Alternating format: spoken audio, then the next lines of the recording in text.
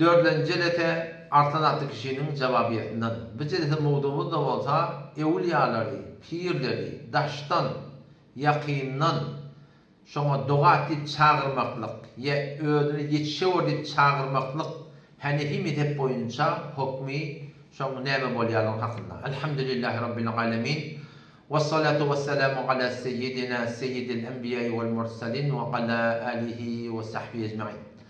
Muhtemelen oğlum artan atlı kişinin fezai mecazi muhtemelen internet muhtemelen uğran töhmetler beter köpeleligi dedekli mecbur oğlum şu Hudaýym bennehne Hanefi mezhep boyunca cevap vermekdir. Bulara ödünü tanıyarsın. Bular şu duýgusuna ters bolsam sana şu Vehhabi demeden başka hiç bir zat başaranaklar. Vallahi men gurun verdim Allah onu heşa etiyen gurun ilerlekem Kur'an bey diye hadis bey diye Hanefi mezhep bey diye deyip sana karşı çıkmaklık bulardan yok. Ne mi? Çünkü delilleri yok yani. Diğer şu töhmet vuruyorlar. Indi de bir böyle kurun yine de bilet kulak ataydı. Başta deneylerken görürsün. Şu Vehhabi deyip başlar.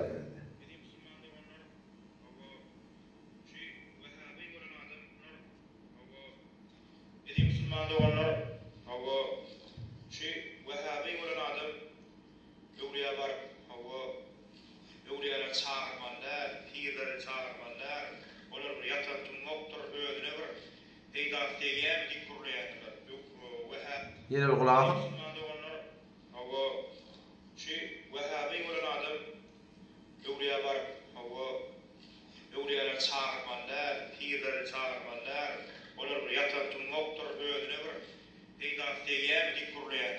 Yine de kim de o da? Öyle de şeyden mi?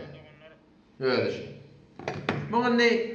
Yatan evliyalara tummuk dimellerinin hakkında ya ödüne peydah degene ya degediğimiz hakkında geçenki celede hemen Hanefi mezhebinin fıkhı boyunca, Peygamber'in hadisi boyunca ben açıklap verdim.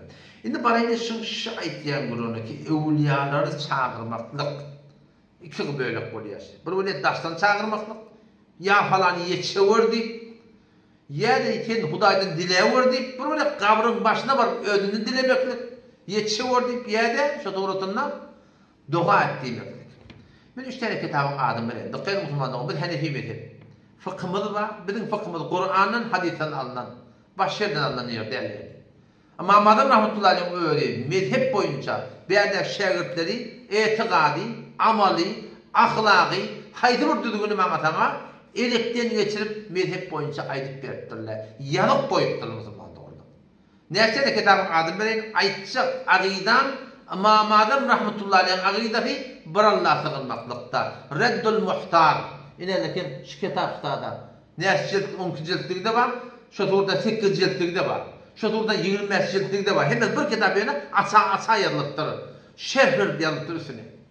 Reddül muhtarda, faslun fil bey'de, faslun fil tebessül minallahi subhanahu ve ta'ala'da Madem rahmetullahi aqidati gedibidi. Ve Hendiye'de 5. cildinde 318. sefretinde ve El-Muhitul Burhani'de 5. cildinde 313. sefretinde Fasl-ur Rabi' fi Salat ve Tesbih'te ama madem rahmetullahi aqidatını muhtelif alfaz bilen yarık koyupdurlar. İnki açıklanıp gelen yerde Reddül Muhtar'da okuyup vereyim. Ne mi diye Madem rahmetullahi aleyh? La yenbagî li ahadin diptir. Hiçbir adama doğru değil. Eyyed'u vallahi illa bihi. Ki Hudaýa sığıntın bana çok öyle bilen sığınmalı diye. Sen duasına sığınacak mısın? Sen ayda diyardın. Sen evine var, akın işin düşse var, adam arasala yardım. Ama Hudaý talak sığınma olsa, Hudaý talak yalvarma olsa, ama ne mi diye? La yenbagî li ahadin. Hiçbir adama doğru değil. Eyyed'u vallahi illa bihi. Ki Hudaýa sığıntın bana çok Hudaýa öyle sığınmalı. Ne mi dedi o diye? Ey bidatihi diptir. Ve esmaihi diptir. Ve sifatihi diptir. Allah Teala'nın şu avadan aatlarına Hudaýa sığınma olsa şu Hudaýa avadan aatları bilen sığınmalı diye. Ve duaul ma'dun icade verilen dua el ma'muru bihi emredildir Kur'an'da. Kur'an'da emredilen de ne Allah Teala ud'uni men Allah'ın çağırın diye Hudaý Teala. Estecib lekum metin ayetiyanı ona gittiğin cevap verendir. El ma'muru bihi İmam Azam ayetiye emredilen dua hava. لا ينبغي لأحد أن يدعو الله إلا به أي بذاته وأسمائه وصفاته والدعاء المأمور به يمرد للدعاء İzade verilen dua. Ne mi dua diye? Ma ustufide min kavlihi teala. Mamada Mahmudullah Şahı'dan nereden çıkarttır? Huday Teala'nın kelamına gelen atma. 190. ayet ya 18. ayet Suriye Tevbe'nin bardoqi. Allah Teala ne mi diyor orada? Suriye Enfal'ı bardoqi. Velillahil esma'ul husna. Allah Teala'nın avudan atları var. Fed'uhu biha. Şu Allah'ın şu avudan atları bilen çağırın etti Huday Teala.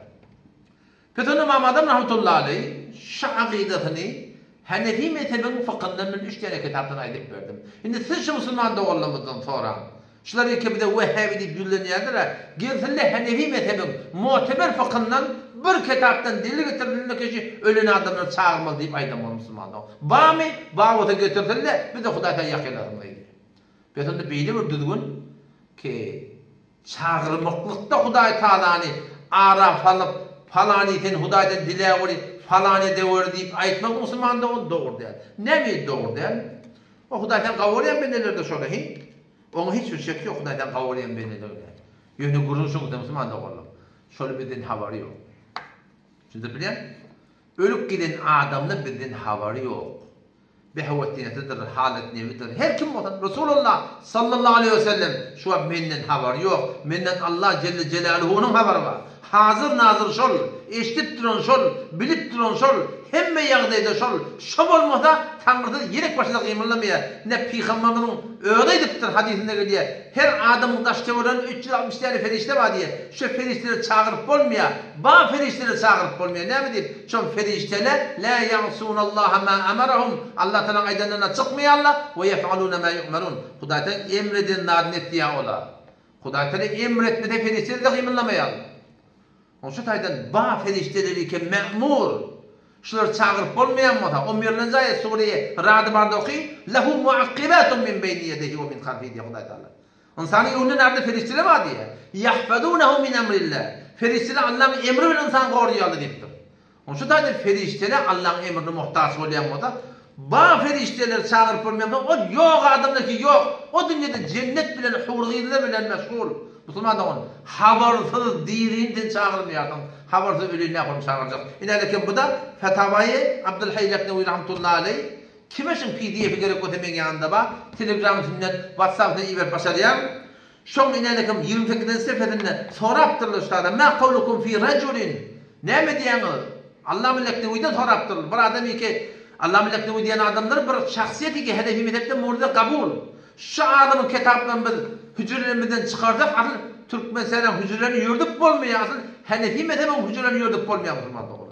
Şimdi bu kitapları açıklanalım. Ma kavlukum ne mi diyen fi raculin bir adamın hakkında ki yadunnu şu bir itikad ettiği, gümen ettiği ennel evliyalar ya'lemun bizim yağdığımızdan haberi var ve yesma'un eşitiyerler ne yapalım eşitler ola ne lakin ولا خط çıkarım yağdığında nedel munadi qiyğır ucun tefne eşitiyerler diye itikad var adamlar qariben ve ba'iden daşwatın yaqimatan yağdığımızda çağrımızı eşitiyeli bir etikadları var. Ve yestemidduhu, onun şundan kömek isteyenler, bir adam öyle yakıcını falan yetişe ori, temama doğa ediyor, burada etti, şundan kömek alıyorlar deyiptir. Şun hakkında ne mi diyeyim ekleyen diyenlerine ne mi diye? Hada raculun fasidul akide. Şu adam akidesi fasit deyiptir. Bel yukşen aleyhil kufr. Dinden çıkmakla mümkün diye. O ne mi deyip? Ne mi deyip doğru? فإن السماع الأولياء من بعيد أن ده من بعيد أولياء الضغط تثبتلغي ليس بثابت şeriatta yok tatbi. Bu Huday Teala'nın sıfatı. Her kim her yerde kıyıranına fehneşmeklik Allah Celle Celaluhu'nun sıfatı. Leyse bithabin sabit de. Vel ilmul kulli bil cemi'ul cüziyat. Hemme da ilmu bilen qavab durmaklık. Bi muhtassun billahi Celle Celaluhu. Bu kimin sıfatı? Allah Teala'nın sıfatı diye. O şaturatında bu Müslüman bilmediği yerden evliyalara, pirlere, peygamberlere şu Allah Teala'nın has sıfatı ki hemme yerde şunun haber, benden haber olsun, kime verdi? Mahluka verdi diye. Şudan fasidul akide deyipti. Onda da çünkü Müslüman doğulluğumuz bizim şular. Tevil ettiyenler, Huday yetirdi, yetiramali falan edamali. Şu tevil ederekli, hiçbir la ilahe illallah Muhammed Resulullah kelime aydan adama belli bir durup bir inkar etmedi burada değil. Bir de kafir ya müşrik ya bırak diyen ne Müslüman doğulluğumuz? Müslüman doğulluğumuz bilimsizlik yüzünden Hanefi mezhebi görmediği yerden şormur ters duyguları çıktırlar. Onun şu taydan şeyle bir akida.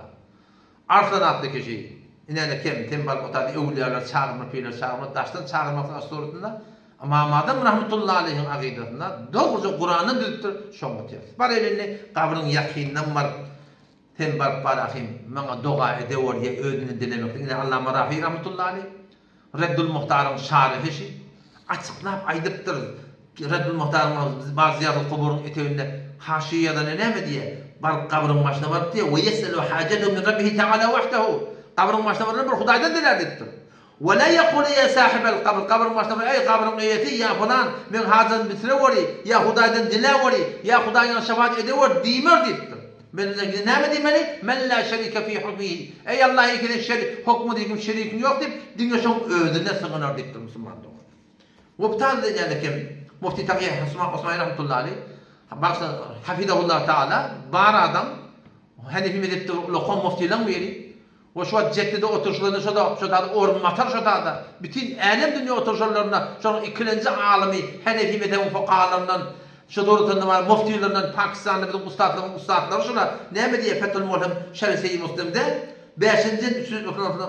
316 seferde ne diye ki şu forum birine dua ettiği mektik diptir ne diye feyahtassu cevazu bil ahyad diptir ya şu diye fakat dire oluyor Allah diptir dire adamın var test suratında yine bir kitap sahibi koyup sonra cevap hakikaten kollum ileride arkadaşlar fakat dire var dua ettiği oluyor diye öyle var bana dua falan etmek aslında doğru bu da yani kim ahsen maksud bizim takassus fıkıh yönelimiz şu da ustadımızın elinin aşağıya yazılan kitap bu da yani ki tääde sahabının 192. seferde ne diye talep dua bar dua ettiği demektir ve sefariş bizim hakkında dua edelim demektir az mordagan caiz neyizdir ölen adamlar var dua ettiği demektir doğruda subutine dair bu hiç öyle sabit dedi delil nereden delille aynı şey Mufti Taqi Osman hafizahullah yamaytahim şu taydan delil getiriyor Müslüman o zaman şu taydan Müslüman doğulun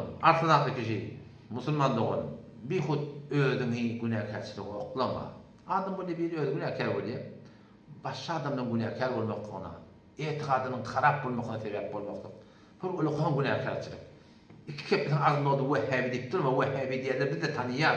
Bizim mantıqamda yok de. Tem Vehhabi diyenin sahipçılığı kabul edilir. Biz sahibi. Tem Vehhabi diyenin zikri hafiyan kabul edilir. Biz ömrü etiyen işimiz. Tem Vehhabi diyenin 4 mezhebe kabul edilir. Biz 4 mezhebe kabul edilir. Sen Vehhabi diyenin bu hürmet edip dua edeni şon kabul edilir. Biz yani evliyanın hürmetini dua etmek biz kabul edilir. Sen Vehhabi diyenin şuna mühendis kabristanı ve Kur'an'ı okumak doğru diye. Biz şonu doğru diye. Sen Vehhabi diyenin taravanı 8 rekat okuyduğun var diye. Biz hatmin 20 rekat okuymalıyız. Sen Vehhabi diyenin var. Huday Teala naul billah arşın üstünde karar taptır diye. Biz Allah Teala mevcudun bila mekan. Huday Teala var. Huday Teala mekanı yok demektir. Sen Vehhabi diyenleri bir tanıyar. Yine şu kitabı kemen 514 sefer edip şurada 4 yıl dehmedim çekip gözüm şoňsy neyleti bolly. Şu kitabın yardı Vehhabiler tertine ýadyňyz. Vehhabiyeti ne bilýär? He Vehhabiyeti ne bolda tanıýar? Ondan şu taýdan bu forum günahkarçylygyny oklama. Temen mecbur etdim doğru cevap vermekde. Inçe men ten bolarymy gülüň eşitdim ki Qiynatakda yani olardan köp güneştikdim ama ahir mecburum cevap vermekle şu daydan awursa tenim tawab etmekden ötürü gel ödüm bırakıp bir böyle video vur şeyleşen ama Allah'ın hakkında men yanlışıptır desen men edame verecekler yok hep ödemek aytacak keplen ma tamam ol aydın gurumlum sen ol fasık serdari övmekligin ödümü diye varahim men man suratını varahim bir övlat birdat diýmekligin bu da diyanatda gatyr yani bir gatyr ýalňyslar Allah da tawfik versin Müslüman.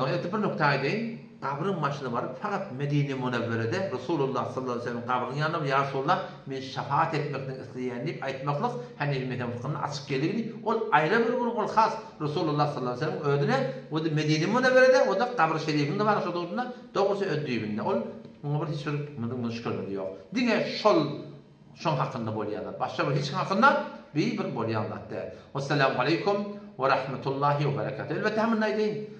Bu yan bir yan değildi ba, bolýarlar. Ama fetva Müslümanlar olalım, bana der. Allah bize tawfik versin. Assalamu aleykum ve rahmetullahi ve berekatuhu.